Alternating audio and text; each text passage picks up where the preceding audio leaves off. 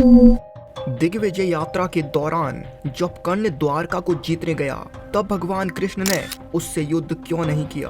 आखिर क्या वजह थी जिस कारण भगवान कृष्ण ने कर्ण से युद्ध करने के लिए मना कर दिया? आपका स्वागत है देवराज मिस्ट्री में। यह हम करेंगे हिंदू धर्म से जुड़ी कुछ रहस्य की बातें।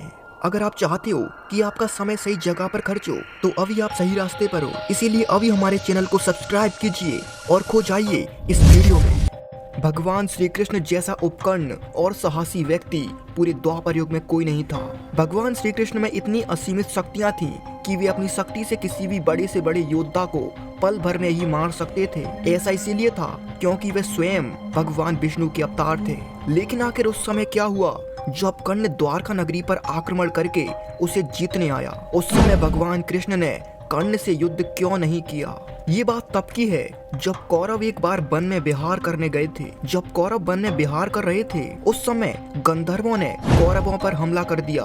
गंधर्व उसी वन में रहने वाले थे, इसीलिए उनकी सेना और शक्ति दोनों ही ज्यादा थी। गंधर्वों ने कई मायावीर शक्तियों का इस्तेमाल किया और कौरवों को हरा दिया। गंधर्वों के जो राजा थे चित्रसेन, उन्होंने दुर्योधन को बंदी बना लिया। गंधर्वों की सेना उस समय इतनी थी कि सभी गंधर्वों ने मिलकर कर्ण पर एक साथ हमला किया और इस वजह से उन्होंने कर्ण का धनुष तोड़ दिया था। इस वजह से उसे हारना पड़ा। इस युद्ध में कर्ण इसीलिए हारा क्योंकि उस पर उसका विजय धनुष नहीं था। दरअसल सच्चाई तो ये है कि कर्ण ने अपने पूरे जीवन में केवल एक बार ही विजय धनुष का इस्तेमाल किया था, और वह भी महाभारत के 17वें दिन जब उसका सामना अर्जुन से हुआ था। कर्ण एक मामूली से धनुष से गंधर्वों से युद्ध कर रहा था, इसीलिए वह किसी भी तरह का दिव्य अस्त्र का प्रयोग नहीं कर पाया और इसी वजह से गंधर्वों से वह हार गया था।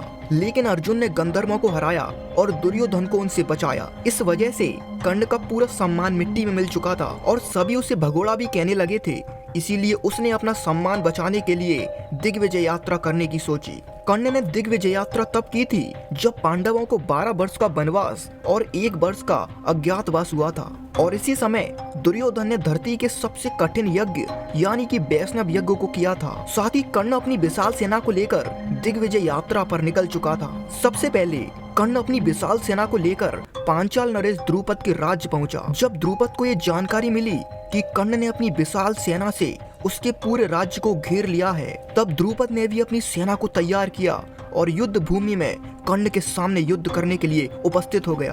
और इस तरह द्रुपद और कर्ण के बीच एक भयंकर युद्ध शुरू हो गया। और बताया जाता है कि इस युद्ध में कर्ण ने द्रुपद को हराया और अपने अधीन कर लिया, यानी कि हस्तिनापुर के अधीन कर लिया था, और द्रुपद को सोना चांदी और कर देने के लिए विवश कर दिया था। द्वापर युग में भगदत्त नामक एक राजा था जो प्रयाग ज्योतिषपुर में राज करता था। भगदत्त एक वृद्ध राजा था, लेकिन उसके बाद भी वे अत्यधिक पराक्रमी और बलशाली था। ऐसा इसीलिए था क्योंकि भगदत्त का पिता नरकासुर, जिसने विष्णु भगवान की घोर तपस्या करके उनसे वैष्णव अस्त्र प्राप्त किया था।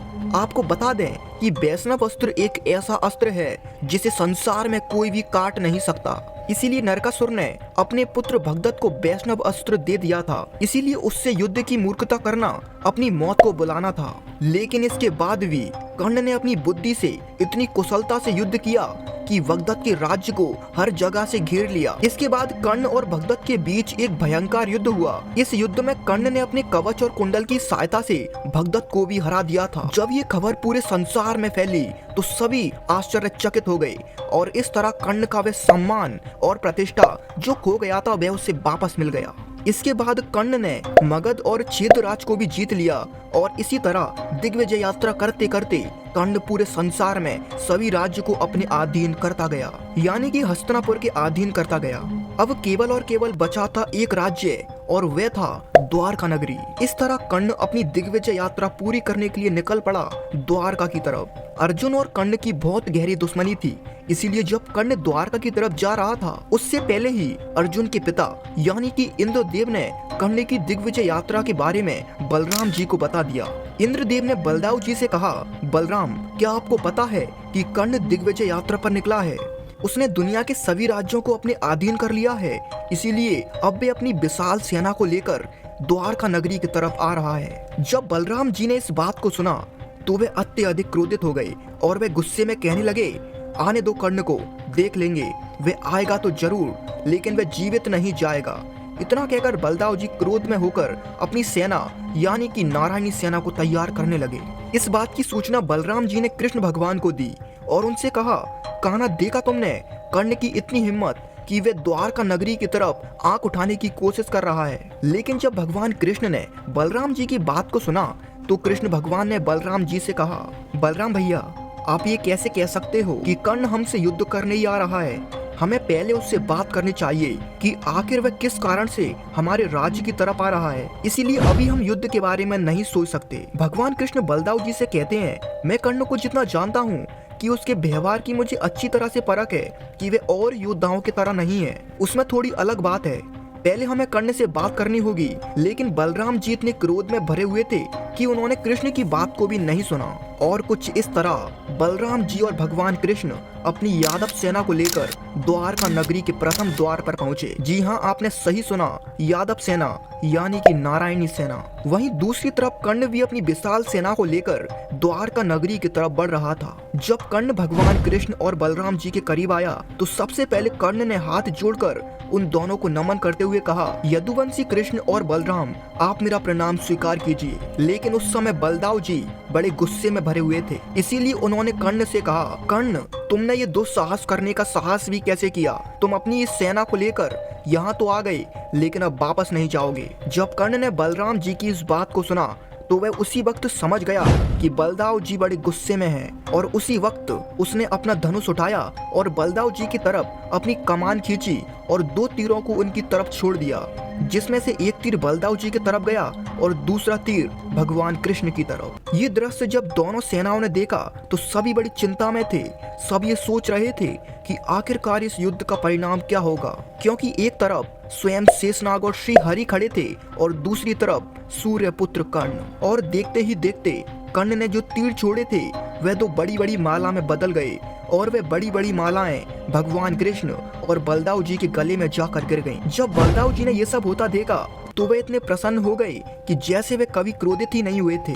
उन्होंने कर्ण से कहा, वाह कर्ण वाह, मैंने तुम्हारे जैसा योद्धा कभी नहीं देखा। तुम्हारे इस व्यवहार से तो ऐसा लग रहा है कि तुम यहाँ युद्ध करने नहीं मित्रता करने आए हो। जब कर्ण ने बलदाव जी की इस बात को सुना तो वह घुटने के बल बैठकर बलदाव जी से कहता है, बलराम जी आपने ये सोच भी कैसे लिया कि मैं आपसे युद्ध करूंगा। भला आपसे आज तक कोई युद्ध में जीता है जो मैं आपसे जीतूंगा, और आखिर मैं आपसे जीत कर भी कैसे जीत सकता हूँ। मैं तो हस्तिनापुर की तरफ से आपके पास संधि का प्रस्ताव लेकर आया हूँ। तब बलदाव जी कहते हैं, कर्ण मैंने दुनिया में कई सारे योद्धा देखे लेकिन मैंने कभी तुम्हारे जैसा योद्धा नहीं देखा जिसमें शौर्य, बल और ताकत होने के बाद भी इतनी विनम्रता है। और वास्तव में एक विनम्र व्यक्ति ही सच्चा योद्धा होता है। इसीलिए मैं तुम्हारा ये निमंत्रण स्वीकार करता हूँ। मुझे बड़ी खुशी है कि हस्तिनापुर जैसे राज्य के साथ हमारी मित्रता होगी। इसके बाद कर्ण और उसकी पूरी सेना का द्वारका में स्वागत किया गया। उसकी पूरी सेना को पेट भर भोजन भी कराया गया। कर्ण इस बात को काफी अच्छी तरह से जानता था कि जहाँ एक तरफ शेषनाग और स्वयं श्री हरि खड़े हैं, उनसे जीतना साधारण मनुष्य के लिए तो क्या देवताओं के लिए भी असंभव है। तो बताइए दोस्तों, ये जानकर आपको कैसा लगा।